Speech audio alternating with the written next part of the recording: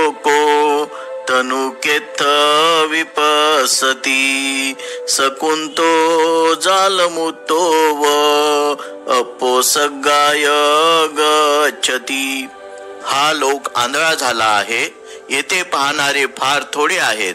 जाळ्यातून मुक्त झालेल्या पक्षाप्रमाणे फार कमी लोक स्वर्गाला जातात. अर्थकथा. एका विणकराची भाविक मुलगी बुद्धांचा उपदेश ऐकायला आली आणि तिने बुद्धांनी विचारलेल्या 4 रहस्यमय प्रश्नांची उत्तरेही दिली. श्रोत्यांपैकी कुणी ती समजू शकला नाही. बुद्धांनी स्पष्टीकरण केल्यावर ही गाथा उच्चारली.